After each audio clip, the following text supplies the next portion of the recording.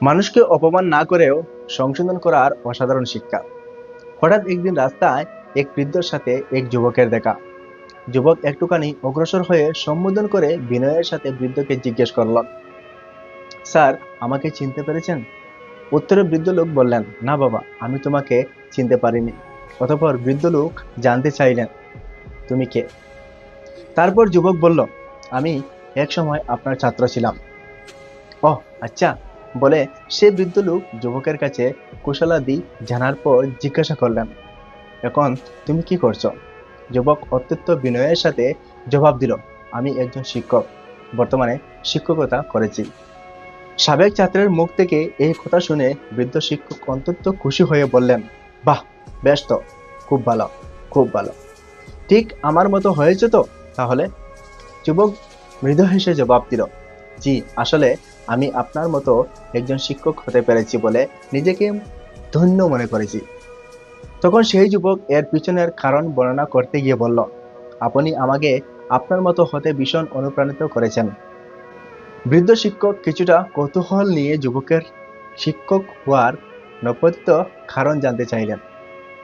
যুবক তার শিক্ষক হয়ে ওঠার গল্প বলতে গিয়ে বৃদ্ধ শিক্ষককে স্মরণ করিয়ে দিল স্কুলে ঘটে যাওয়া সেই পুরনো দিনের ঘটনা বর্ণনা করতে গিয়ে যুবক তখন বৃদ্ধ শিক্ষককে উদ্দেশ্য করে বলল, মনে আছে স্যার, একদিন আমার এক সহপাঠী বন্ধু, যে আপনারও ছাত্র ছিল, সে একটি নতুন হাত ঘড়ি নিয়ে ক্লাসে এসেছিল। তার ঘড়িটি এতটাই সুন্দর ছিল যে আমি কোনোভাবেই লোভ সামালতে পারিনি।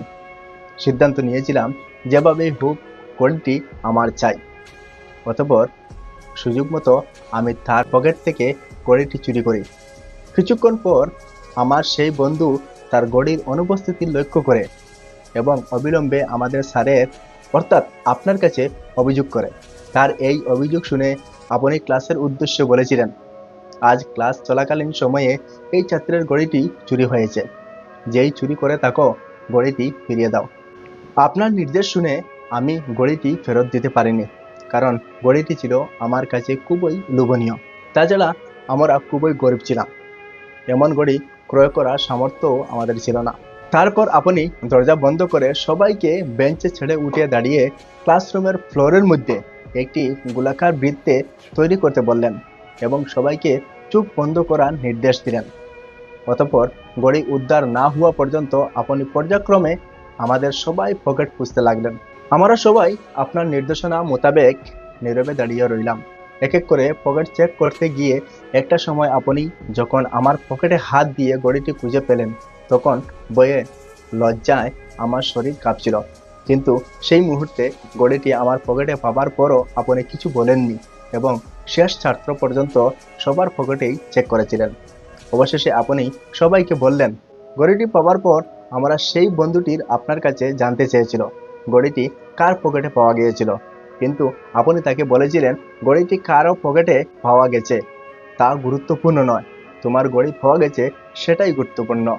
সেই দিনের ঘটনা নিয়ে পরবর্তীতে আপনি আমার সাথে কোনো কথা বলেননি, এমনকি সে কাজের জন্য আপনি আমাকে তিরস্কারও করেননি। নৈতিক শিক্ষা দেওয়ার জন্য আপনি আমাকে স্কুলের কোনো কামরায় নিয়ে যায়নি।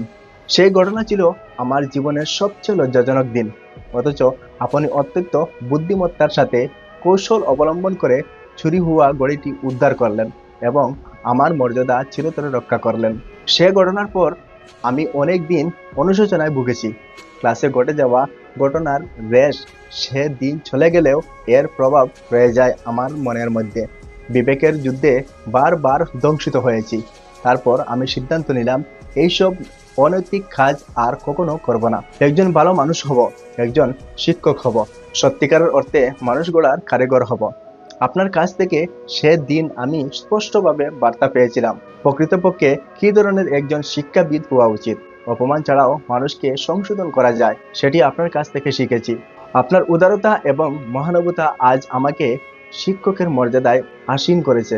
সাবেক ছাত্রের কথাগুলো শুনতে শুনতে বৃদ্ধ শিক্ষকের চোখে জল গড়িয়ে পড়ল। চোখের জল মুছতে মুছতে মৃদু হেসে শিক্ষক বললেন, হ্যাঁ, সেই ঘটনা আমার দিব্যি মনে আছে, কিন্তু আমি তোমাকে মনে রাখিনি, কারণ সে সময় শুধু তোমার নয়, আমার চোখও বন্ধ ছিল। তারপরও শিক্ষক দীর্ঘ শ্বাস ত্যাগ করে বললেন, তুমি বলো বাবা, কোনো শিক্ষক কি সন্তান তুল্য ছাত্রদের চোরের বেশে দেখতে পারে? শিক্ষক চায় তার ছাত্রদের বীরের বেশে দেখে গর্ববোধ করতে।